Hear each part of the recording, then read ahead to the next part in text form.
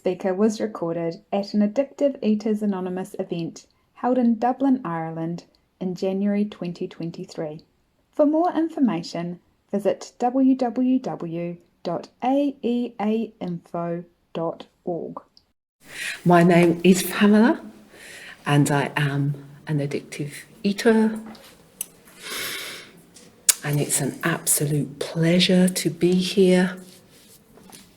It's a lovely topic, having to concede to my innermost self that I am. I am an addictive eater, I'm a binge eater, I'm an addict.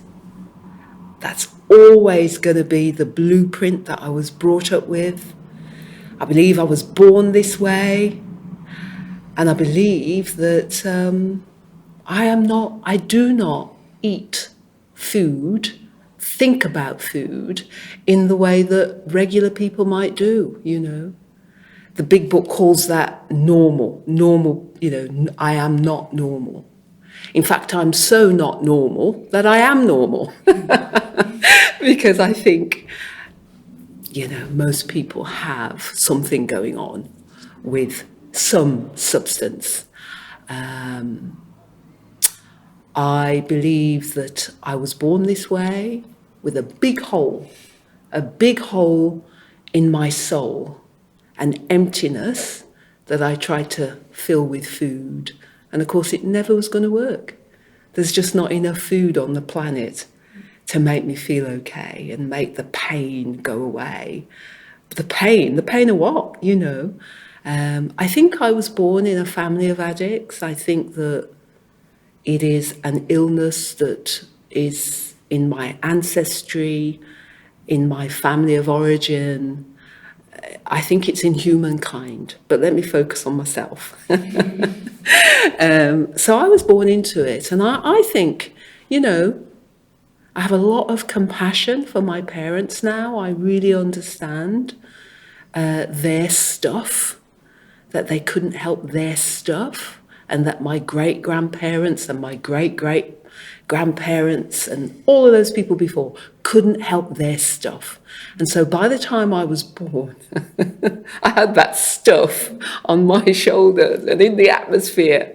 And so when I was born, and of course, I wasn't born naturally. Of course, I had to be a cesarean. And I was already 1 stone. What's the stone these days? I was a 12-pound baby. So, you know, when I came out, cesarean style, my mouth was already open. Feed me. And the gynecologist probably slapped me on the arse, and made me cry. And, you know, so I was born this way, and I thank God that it got so bad, you know. The food didn't take away the emotions of not feeling enough, growing up feeling different, you know, and feeling not tall enough, not short enough, comparing myself to my peers in primary school and junior school, and not being good at netball. And so if I'm not good at netball, I'm not playing at all. And staying behind in class. I wasn't necessarily an unruly child. I was a bit of a goody two-shoes sometimes, and a bit of a know-all, and I would tell the teacher what I thought. And I didn't like PE, so I would stay behind. And even right now, I can feel staying behind, wooden desks, wooden chairs, rocking on my chair, and being so mesmerised by the contents of the bin. You know, roast chicken, Walker's crisps, cheese and onion, salt and vinegar, tomato ketchup. Loved it all. Didn't think it was strange to stuff myself with all the leftovers in the bin. Didn't want to play games because I was already the illness was already manifesting itself in my chubby body. I don't know how I got out of it, but most of the time I stayed behind to eat the contents of the trash bin in the class, you know. And not being the favourite child. I saw a picture on Facebook the other day. It was lovely to look at. The netball teacher, beautiful woman, and all of my pals in the netball team. And that netball team was made up of about, I don't know how many people are supposed to be in a netball team, but let's say her name was Miss Kitchen, not her real name. Her favourite 8, and 7 of them were of my origin. 7 of them. And 1 of them wasn't. And I remember feeling not good enough to be in the netball team. And it was right, I wasn't good enough. I was tall, but I was dumpy.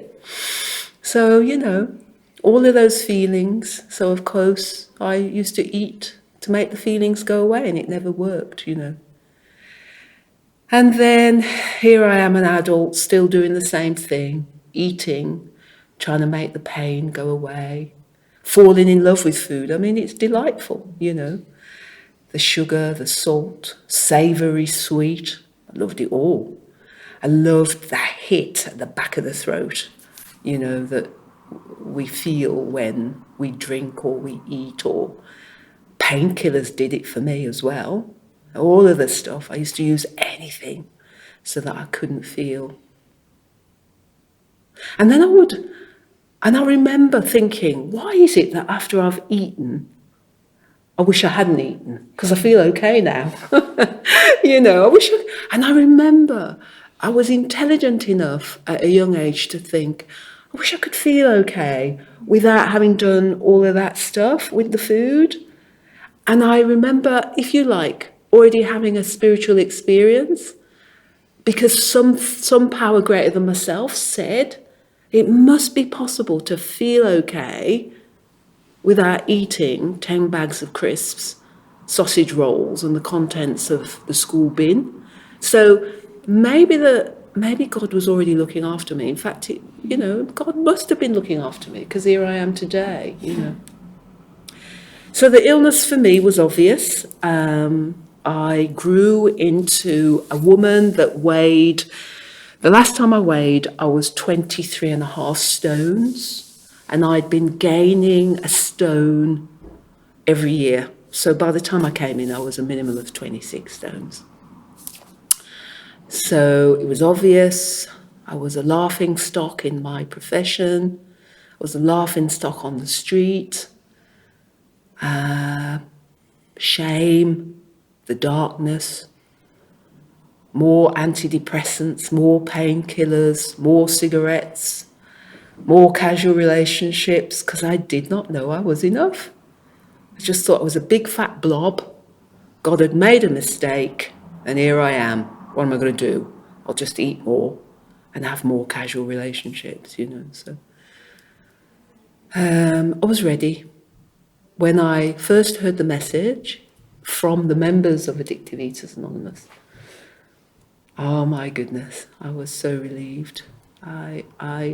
God had told me, I knew there was a way out, and I knew I hadn't got it. And I heard that message in a room very much like this. And I was uncomfortable, because it meant I had to change. I'd have to stop relying on all that stuff we've just seen up and down the high street. I'd have to stop it. I'd have to have a conversation and look you in the eye and feel uncomfortable. And I was uncomfortable, but I was comfortable with being uncomfortable. I was comfortable with feeling naked and raw. It didn't matter anymore. I said, here I am, God, I'm ready. I'm sick to death of trying to handle life, of trying to make you like me, of trying to work out what I'm supposed to say now. I'm fed up of it. I don't want to do it. It's exhausting. I want to go to the cinema and the theatre. I want to turn up at an event and just, this is me. God didn't make a mistake. I'm okay. So I asked my sponsor to help me.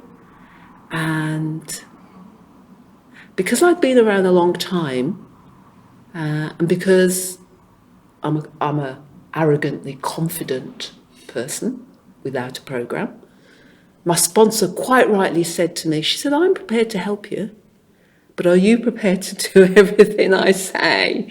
Are you prepared to go to extremes? And of course I said, yes, yes, yes, yes. Now, the good thing for me, and I want us all to remember, I'm talking about my own experience, and I am double digits further on than some people here. So I didn't know that I didn't know what I didn't know. And I thought I knew what I knew. And I had to empty my mind. And the way I try and get that over to people is by saying that if you've ever trained anyone in your profession, if you've ever coached anyone, taught someone to drive or or ride a bicycle, and the person's already got a little bit of experience of all of those things, and you're trying to come in and say, let me teach you from scratch how to ride a bike, drive, or how to ride a horse. Can I? But the student thinks they know what they know. Well, I've already done that. I know that. I know. Yeah, mirror, seatbelt, manoeuvre. I know all that. It's very difficult. So I really could put my foot in my shoes of my sponsor and try and empty my mind of everything I thought I knew about the 12 steps, the big book of Alcoholics Anonymous, and even my higher power, the God of my understanding. Try and come with a new slate of understanding and let the people teach me. So here I am today. I'm convinced I belong. Don't feel awkward. Don't feel I've got to do anything or say anything to make you like me, or am I doing it right? It's all gone. Thank God. Practice a lot of pausing and silence. Love page 86, 87, 88, 84, 85. Page 1 to 106. Love all love everything in the big book. Read it every day. Sometimes one sentence, sometimes one paragraph. See if I can help. I like to sit and observe, see who I can help. If there's anybody looking miserable or lonely, I like to say, how are you? If there's any more than 2, not interested, you're all right. If there's just one person, I'm interested, how are you? Life is good today. Thank you so much for allowing me to visit, take 2 days out of our intense life, be in another country with my beautiful tribe. Not that I'm not being exclusive, but I know I belong. No more resistance. Eat this way, do this. You'll be fine. You're going to get better. Life's wonderful. Let God take over. That's me. Thank you. Thanks, Pamela. Thank you very much.